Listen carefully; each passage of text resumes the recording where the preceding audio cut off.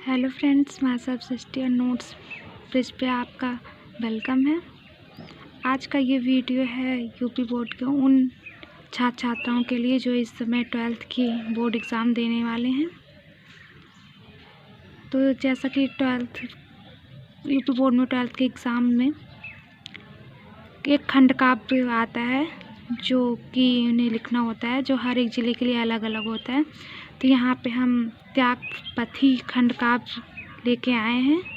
तो जिस ज़िला में ये खंड काव्य चलता हो उन स्टूडेंट के लिए ये वीडियो है। तो आइए देखते हैं। ठीक है, त्यागपथी खंड काव्य की कथानक का वर्णन कीजिए। तो आइए, जब इसका आता है, इसमें सारे सर्ग हम आपको दिए, जिसमें से सारे नहीं आते हैं, कुछ ही आता है, पर देख लीजिए आप। कवि रामेश्वर शुक्ल अंचन द्वारा रचित त्यागपथी खंड काव्य एक ऐतिहासिक खंड काव्य है, जिसमें 6वीं शताब्दी के प्रसिद्ध सम्राट हर्षवर्धन के त्याग और तप का वर्णन किया गया है। संपूर्ण कथानक 5 सर्गों में विभक्त किया गया है, जो इस प्रकार है। प्रथम सर्ग।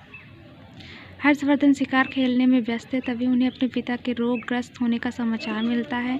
उन्होंने अपने पिता को स्वस्थ कराने का यथासंभव उपचार कराए, परंतु सब उपाय असफल रहे। उधर उनके बड़े भाई राजवर्धन उत्तरापद पर हुड़ों के आक्रमण विफल करने में लगे थे। हर्ष ने दूत भेजकर पिता की अस्वस्थता का समाचार उन तक पहुँचाया। इधर हर्ष की माता अपने पति की अस्वस्थता को बढ़ता देखकर आत्मदाह करने का निश्चय किया। हर्ष के बहुत समझाने पर भी उन्होंने अपना निर्णय नहीं बदला और पति के मृत्यु के पूर्व ही अग्नि की ज्वाला में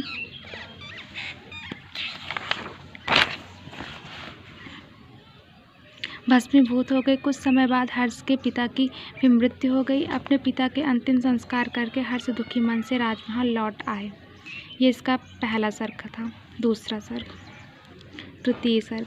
पिता की अस्वस्थता का समाचार सुनकर राजवर्धन भी वापस लौट आए, किंतु माता पिता की मृत्यु का दुखद समाचार सुनकर उन्होंने वैराग्य धारण करने का निश्चय किया। हर्ष ने उन्हें बहुत समझाया कि वह अकेले रह जाएंगे। दोनों भाइयों में यह वार्तालाप चल ही रही थी कि मालवा राज्य द्वारा राजश्री को बंदी बनाने और उनके पति ग्रहवर्मन को मार डालने का समाचार मिला। हर्षवर्धन ने कन्नौज की ओर प्रस्थान किया। वहाँ उन्होंने पहुँचकर गौड़ नरेश को पराजित किया, परंतु लौटते समय मार्ग में धोखे के साथ उनकी हत्या कर दी गई।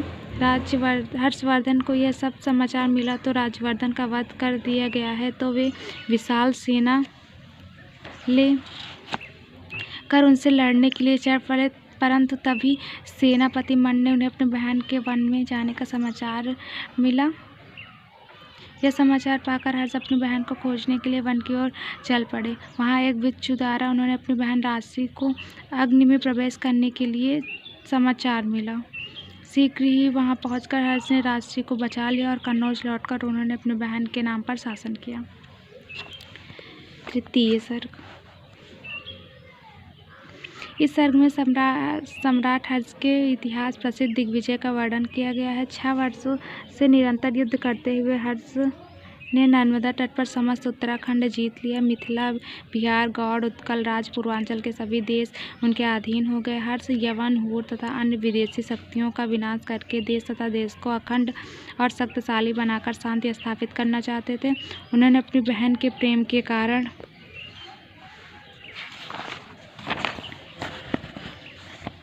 थानेश्वर के स्थान पर कन्नौज की विशाल साम्राज्य की राजधानी बनाया। उनके राज्य में प्रजा सुखी थी तथा धर्म, संस्कृति और कला का भी पर्याप्त उन्नति हो रही थी। चतुर्थ सर्ग। इस सर्ग में राजश्री, हर्ष और आचार्य दिवाकर के वार्तालाप का वर्णन किया गया। यद्यपि राजश्री भी अपने भाई के साथ कन्नौज की संयुक्त रूप से शासिका थी, परंतु मन तथा गति से भगवान बुद्ध की उपासिका थी। अतः पीले वस्त्र धारण कर वह भिक्षुणी बनना चाहती थी, परंतु हर्ष इसके लिए तैयार नहीं था। बाद में आचार्य दिवाकर ने संन्यास का विवेचन करते हुए राजश्री को मानव कल्याण में लगने का उपदेश दिया। उनके उपदेशों का पालन करते हुए राजश्री मानव सेवा में लग गई।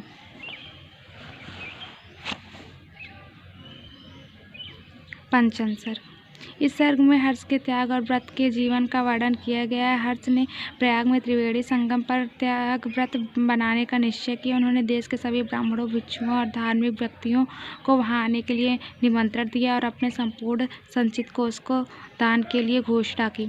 हुई थी घोषणा, सम्राट की साम्राज्य भर में करेंगे त्याग, सारा कोष ले संकल्प कर मन में।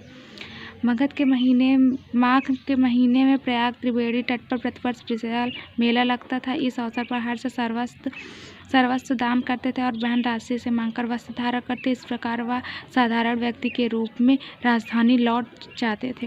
निष्कर्ष, इस खंडकाव्य का जो निष्कर्ष है वो देखिए। इस प्रकार त्यागपति खंडकाव्य का कथानक अत्यंत मार्मिक एवं प्रभावशाली है। सम्राट